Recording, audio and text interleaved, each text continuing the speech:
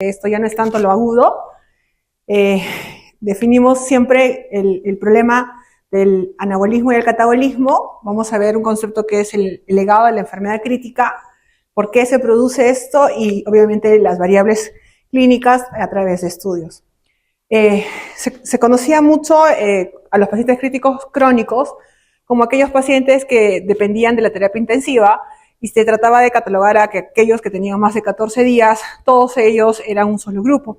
Sin embargo, este libro que está escrito por muchos maestros tratan de relacionar que no todos los pacientes críticos crónicos se comportan de la misma forma y más bien deberíamos preguntarnos si forman parte de una enfermedad crítica más prolongada o que el tratamiento que se les está implantando o las complicaciones hacen que tengan que depender un poco más de la terapia intensiva, o el paciente que antes que ingrese a la terapia intensiva era un paciente frágil, que tenía mucha más predisposición porque tenía más factores de riesgo de ingresar a la UCI y que obviamente lo hace tener una enfermedad mucho más grave. Es decir, que podríamos tener dos grandes grupos en los cuales la enfermedad crítica aguda no es tan severa, pero el paciente ya viene comprometido, y el otro grupo en el cual la enfermedad fue muy severa y hace que la recuperación sea un poco más lenta. Y entonces aparece este estudio enorme, que es una de las cohortes más grandes, hechas del estudio de PANIC, el básico, que se hizo en el 2011, en el cual tratan de medir la mortalidad y la sobrevida de los pacientes a los 5 años después de haber hecho el manejo de nutrición parenteral temprana versus tardía. Y este es uno de los más grandes porque es una cohorte grande del EPANIC, en el cual se manejan, los dividen en grupos de estancia corta y de estancia larga. Y por métodos algorítmicos encuentran que se considera una estancia prolongada aquellos que tenían más de 8 días en ventilación mecánica. ¿Y por qué lo hacen esto? Porque encuentran que es el valor que va a hacer la diferencia estadística en ambos grupos.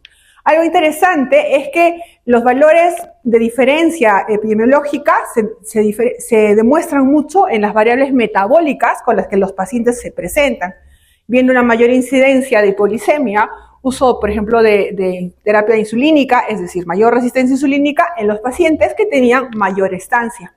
Y cuando uno ve si esto tiene una diferencia, miren, por ejemplo, en el Nutri-Score que hablábamos ayer, no lo encuentran.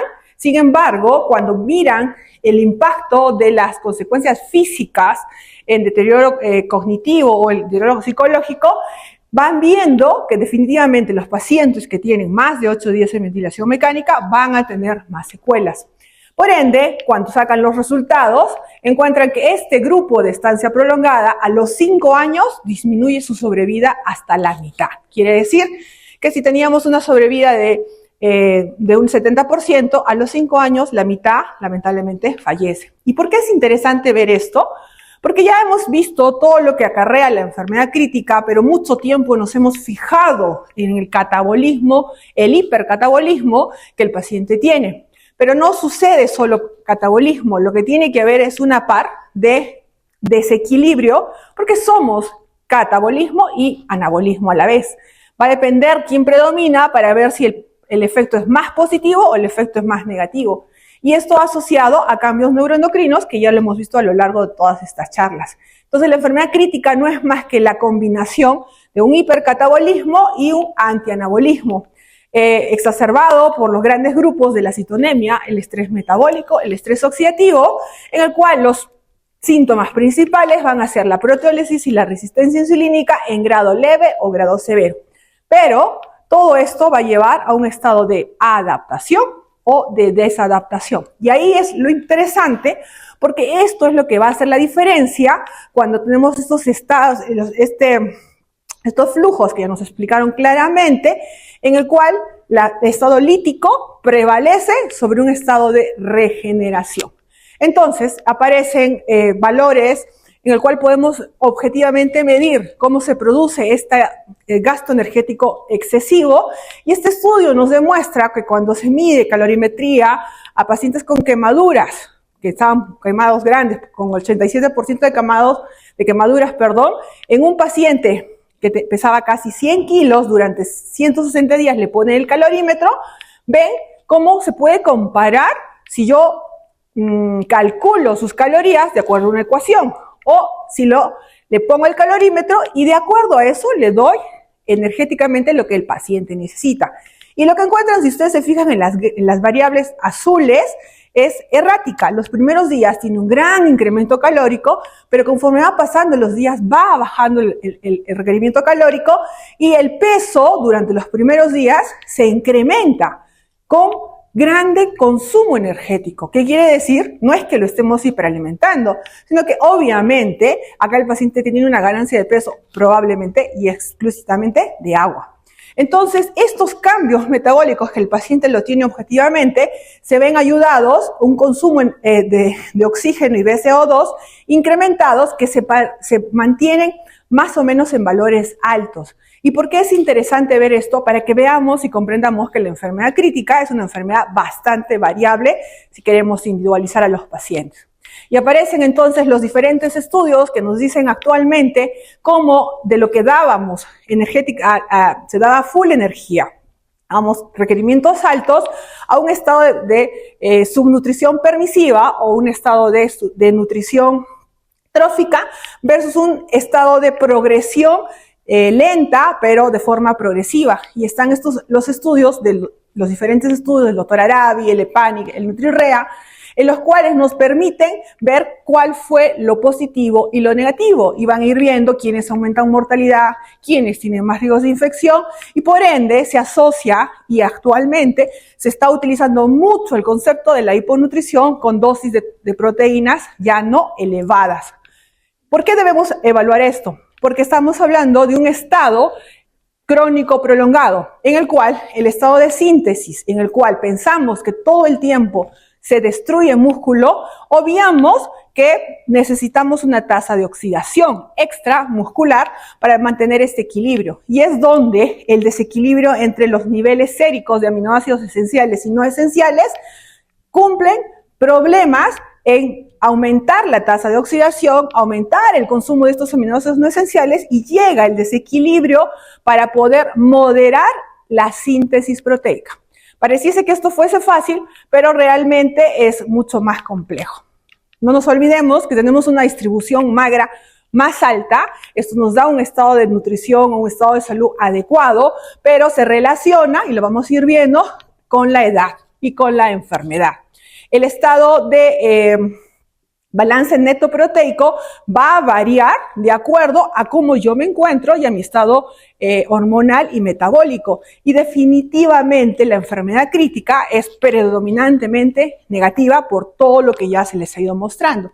Y es por eso que hacen este estudio para tratar de decidir cómo puedo yo decir que este paciente es enfermo crítico crónico, e incluyen criterios a los cuales se encuentren más de 7 días en UCI, que tenga ya un riesgo de malnutrición medido por una escala de pérdida de peso valorada antes y durante la estancia en UCI, que estén usando nutrición parenteral o enteral, que tengan un score de funcionalidad casi dependiente y que tengan una limitación de movilidad. Y lo que encuentran es que la enfermedad crítica, cuando sostiene estos puntos en común, va a ser una resistencia anabólica. Normalmente deberíamos tener todas estas moléculas en activación para lograr esta síntesis proteica. Pero ¿qué pasa? El paciente empieza a tener este famoso antianabolismo, en el cual los niveles séricos de IGF-1, de testosterona, empiezan a disminuir para tratar de mantener el estado procatabólico de las hormonas contrarreguladoras.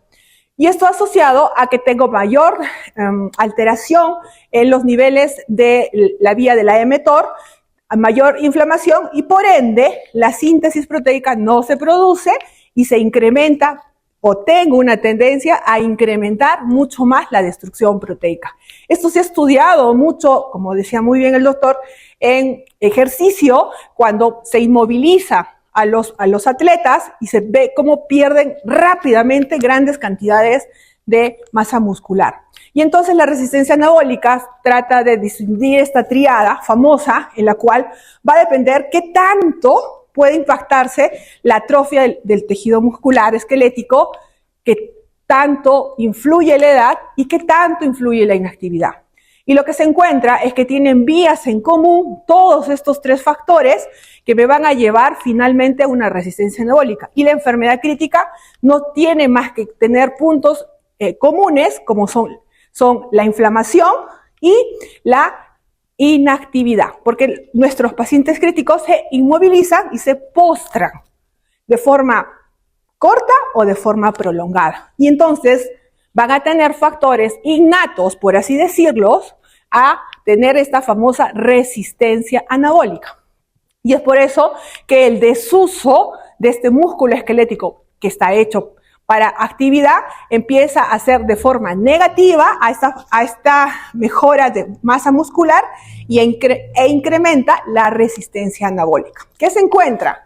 Que entre el 25 a 30% de los pacientes tienen estas alteraciones neuroendocrinas de forma sostenida y se vuelven o se comportan como un estado de desadaptación. Es lo que les ponía en el gráfico anterior, que la forma de mover su estado hormonal y su estado neuroendocrino es lo que le permite a cada paciente adaptarse o desadaptarse. Y uno de los primeros conceptos que aparece es que el que tiene ya mucha estancia hospitalaria en cuidados críticos es un paciente que no logra del todo adaptarse. Tiene ya cambios muy estipulados de disminución de estas hormonas anabólicas, sobre todo de testosterona, IGF-1 y GH. Y recuerden ustedes que la implicancia de esto es tener mayor ventilación, más ventilación mecánica, desarrollo de miopatía y de polineuropatía, y lo siguiente, se ve en cada grupo especializado, complicaciones infecciosas, mala cicatrización de heridas y la persistencia de endocrinopatías.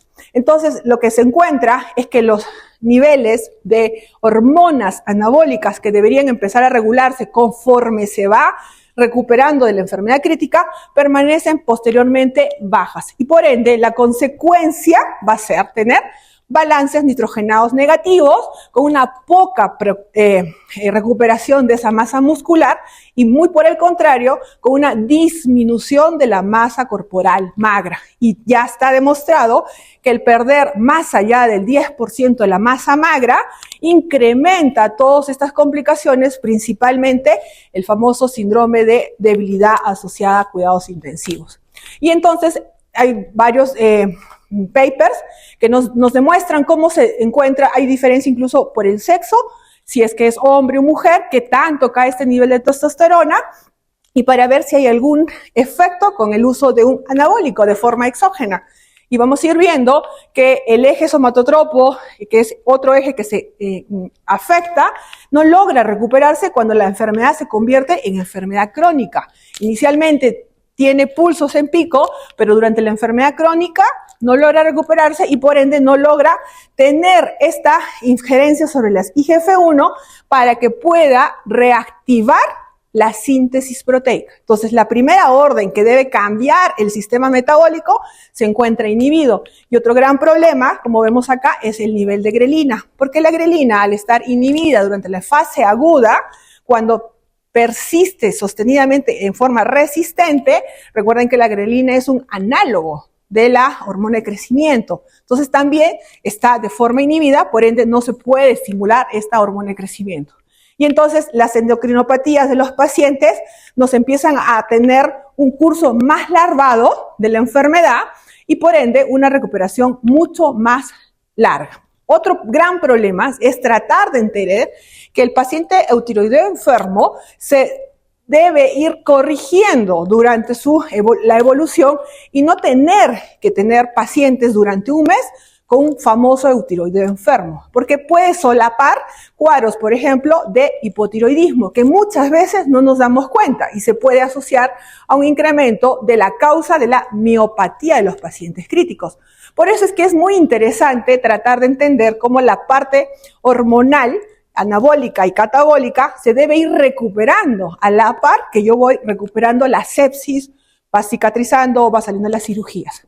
Y esto ha demostrado que las hormonas contrarreguladoras, como tipo el glucago, se incrementan y se mantienen altamente con niveles altos a nivel plasmático cuando el paciente no logra rehacer su anabolismo. Por ende, persiste en un estado procatabólico. Esto se encontró sobre todo con un incremento de estas hormonas contrarreguladoras cuando se daba nutrición a dosis altas de forma precoz durante los primeros días. Y es por eso que se aduce que es un factor más que nos demuestra que no porque le demos más al paciente requerimientos calóricos o proteicos, yo voy a inhibir estos ejes hormonales. Muy por el contrario, los puedo sostener.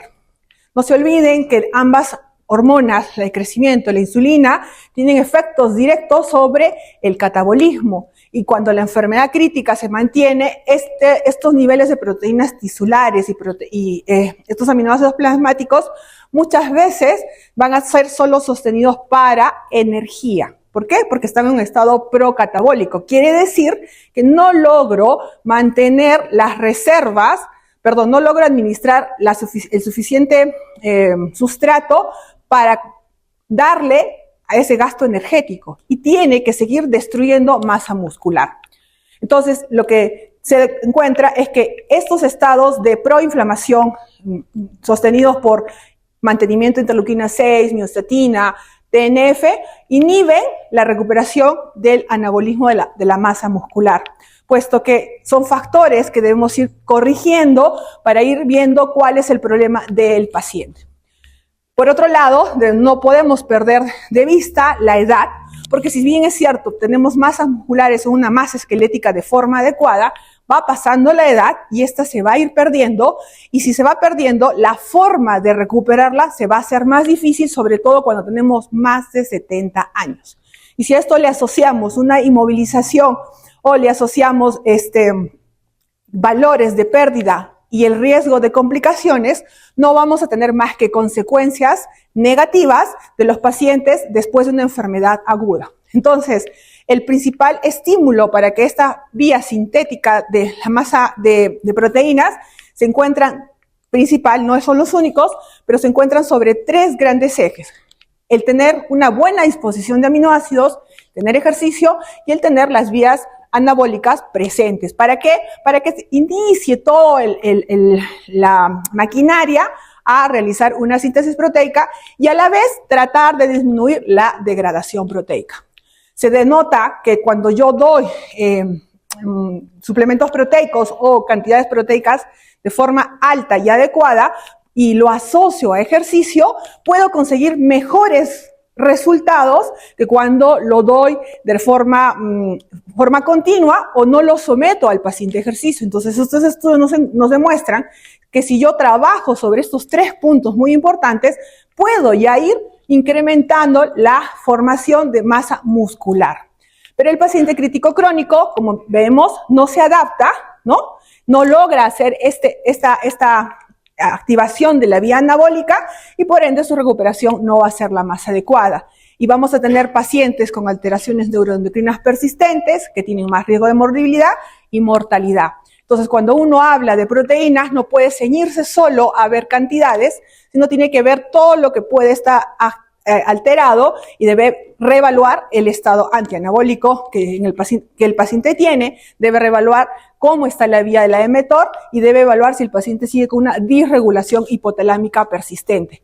Y por ende, el ejercicio y la movilización temprana ayuda a tratar de mejorar la inflamación, el estrés oxidativo y disminuir el desuso. Entonces, la recuperación de nuestros pacientes se convierte en un estado crónico y prolongado. Muchos de ellos para no tener una reintegración o tener mayores secuelas funcionales y mentales. La siguiente, por favor, ya no funciona. Pero no es tan fácil como uno pudiese creer el poder distinguir, porque se necesitan actualmente marcadores, biomarcadores, para tratar de ver cuál es la respuesta de pacientes de forma individualizada y poder hacer que estos problemas de síndrome post-UCI tengan un mejor impacto en la recuperación, por lo cual no se debería dar a todos de forma general, sino tratar de individualizarlo. Esto nos ayuda a tratar de entender que la parte de la recuperación muscular tiene un impacto muy fuerte sobre el rendimiento físico. Y si el rendimiento físico se altera porque tengo atrofia muscular, va a haber sí o sí un deterioro funcional y después un deterioro mental, que también no solo acarrea sobre los pacientes y los sobrevivientes, sino también acarrea alteraciones o problemas sobre la familia. Por lo cual nosotros deberíamos tratar de mejorar nuestros sistemas si tenemos más riesgo de tener pacientes con enfermedades críticas crónicas, como lo venimos diciendo, para tratar de distinguir estos dos grandes grupos, en el cual una enfermedad crítica se alarga o ya tenemos las complicaciones de la enfermedad crítica. Y un problema asociado a esto es la famosa inmunosupresión, en la cual el déficit de arginina, como es un aminoácido no esencial, se convierte en un problema en esto para tratar de estimular el eje de las células mielopoyéticas y tratar de mantener un estado inmunológico adecuado. Por eso es que los pacientes que tienen postración se vuelven más susceptibles a las infecciones. Y acá lo vemos claramente cómo sus valores caen cuando son sometidos a trauma y cuando en el tiempo pueden no recuperarse. La siguiente. Entonces, este estado de antianabolismo se relaciona y está muy fuerte al estado inflamatorio y al estado de malnutrición. Por ende, no podemos abocar ni podemos enfocar a los pacientes críticos crónicos si no valoramos todos estos problemas. La siguiente. Y aparecen marcadores metabólicos para ver por qué es que el paciente sigue procatabólico. Porque si yo puedo tomar algún marcador y darme cuenta que va a seguir un estado procatabólico y que esto inhibe la recuperación anabólica. Y se han medido los índices que les explicaba ayer de urea-creatinina, se ha medido la urea sola, creatinina y la masa muscular en L3. Y lo que se está encontrando es que este marcador de urea-creatinina tiene un efecto positivo fuerte de ser un marcador de procatabolismo. Por ende, la siguiente, se estipula que si mantenemos valores por encima de 140, las vías metabólicas no van a virar hacia la vía de síntesis, sino van a mantenerse en un estado de gluconeogénesis. La siguiente. Y en general, muchos estudios con moléculas se están estudiando. La siguiente, se ha encontrado que la oxalandrona, por los niveles bajos de los pacientes, muchos de testosterona, tendría un impacto de ayuda cuando yo ya voy enfocando lo básico que les decía. Ejercicio, tener una buena disposición de aminoácidos y tener una vía de no resistencia insulínica. Y si no funciona, la oxalandrona está teniendo efectos muy positivos. Algo muy fuerte es que el valor de la euglucemia, como les mostraba al inicio, demuestra una ayuda o un deterioro para poder manejar. Y los valores de fuerza que está teniendo es tener siempre 140 a 180 miligramos por decilitro en grupos generales. Pero hay grupos especiales, y esto lo está teniendo trauma y cirugía, en los cuales los valores deberían ser muy cercanos a 140, porque ya por encima de 150 el riesgo de infecciones se está incrementando. Y si se incrementa, la enfermedad crítica se prolonga. Hay mayores complicaciones y tengo más disposición a que el paciente tenga un crítico crónico. Y el otro es el propanolol. ¿Por qué? Porque son estados procatabólicos con respuestas adrenérgicas muy altas y el propanolol está teniendo después del COVID, se ha visto que puede controlar esta descarga adrenérgica y nos podría ayudar. Con hormona de crecimiento no hay nada, no funciona. Algunos estudios los dan en pediátricos y dos grupos fuertes es la vitamina D y la glutamina. Pero para la vitamina D todavía nos recomiendan el tener en valores de déficit para poder suplementar a todos los pacientes críticos. Lo que nos estamos dando la grata sorpresa es que casi la mayoría de nuestros pacientes clínicos crónicos tienen deficiencia de vitamina D. Y es por eso que ya probablemente en el tiempo se va a recomendar de forma ya no medible. Glutamina. La glutamina es un aminoácido no esencial que al haber demasiada depresión muscular se convierte en un esencialmente condicionante y se debe repletar en este grupo de pacientes en los cuales todavía uno no entiende por qué no logra hacer síntesis proteica adecuada. La siguiente. Y no nos olvidemos que a la par el ejercicio no es solo moverse.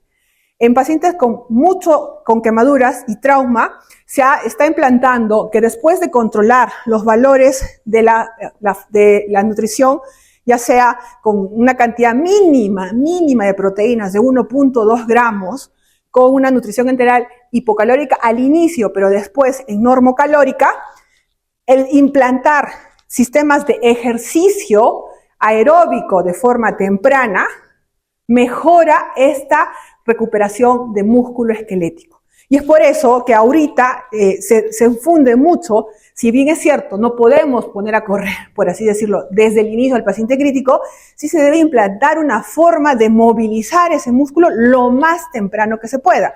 Y cuando el paciente ya pueda pararse, hay que pararlo. Y tenemos que, para eso, como decía ayer el doctor Lane, tener un fisioterapista. Ya no se puede tener en unidades de enfermedades críticos crónicos el manejo adecuado si no tomamos todas las aristas. La siguiente. La siguiente. Ajá. Y vamos a ver que en pacientes que tienen estrés oxidativo, le estoy dando la cantidad de proteínas, lo estoy movilizando. Otro grupo a tener en cuenta ya son problemas muy específicos moleculares. Y aquí es donde el omega 3 está teniendo una predisposición, por lo menos in vitro y en un grupo pequeño, en el cual, si sus niveles séricos son muy bajos, no logra hacer que el aminoácido ingrese a la célula. Y es por eso, la siguiente, que esto disminuye la crisis energética mitocondrial que tiene cada célula y por ende ya no deja de utilizar al aminoácido como sustrato y lo empieza a utilizar al igual que a las grasas. Por eso es que el omega 3 tiene una fuerte respuesta cuando yo tengo crisis energética mitocondrial en forma prolongada. La siguiente. Ha demostrado que el omega 3 y el entrenamiento físico aumenta la masa muscular y aumenta la fuerza muscular. Sin embargo, la siguiente no aumenta todavía la mortalidad. Entonces, tenemos muchos parámetros, muchas moléculas que nos pueden ir ayudando en el manejo de este paciente en el que está en un estado antianabólico, la siguiente, para poder tener un mejor alcance de manejo. ¿Para qué? Para que la fisiología que todos conocemos, en la cual ya no necesitamos solo formar masa muscular, sino empezar a tener estructuras, y eso implica tener una mayor disposición de síntesis de proteínas plasmáticas y no tener estas secuelas muy fuertes que tienen nuestros pacientes. La siguiente, podamos tener la recuperación del paciente lo más rápido posible. ¿Se puede hacer? Sí se puede hacer, pero como ustedes lo ven, es un manejo integral, caro, de seguimiento y bastante de monitoreo constante. Pero se tiene que tener en cuenta porque las consecuencias del síndrome post-cuidados intensivos está trayendo muchos costos a los gobiernos, porque estamos dejando pacientes con muchas secuelas, económicamente inactivos, pacientes con problemas psiquiátricos que no logran reincorporarse a su estado funcional previo, la siguiente, por la que deberíamos tratar de manejar también el estado post-UCI. Una mejor comprensión de la fisiología de las proteínas, el metabolismo durante la enfermedad crítica es necesario para seguir guiando los estudios y tener pruebas mágicas que nos digan que sí que pueden mejorar la mortalidad. Hay cambios definitivamente en todos los pacientes críticos en el eje neuroendocrino y que si se adaptan, aumentan su sobrevida y disminuyen la mortalidad. Pero cuando no, el estado procatabólico se mantiene y el estado antianabólico también. Va a depender mucho que este paciente entre a un estado anabólico para que vuelva a tener un consumo energético equilibrado, donde los otros dos macronutrientes son la principal fuente y no la masa muscular como una fuente energética. Sin embargo, es muy complicado en muchas unidades el poder revertir este estado antianabólico de forma tardía. Se sabe que cuando nosotros podemos ubicar a los pacientes que van a tener mayor riesgo de antianabolismo y el principal grupo son los pacientes desnutridos, los pacientes que tienen ya sarcopenia y el paciente que tiene más de 70 años y se está viendo si el sexo también está influyendo, deberíamos tratar de ubicarlos para disminuir las secuelas, para disminuir ese síndrome de desgaste que tienen los pacientes. Por ende, es importante individualizar para cada caso y ver cómo podemos repletar la masa muscular. La siguiente, creo que eso es todo. Muchas gracias.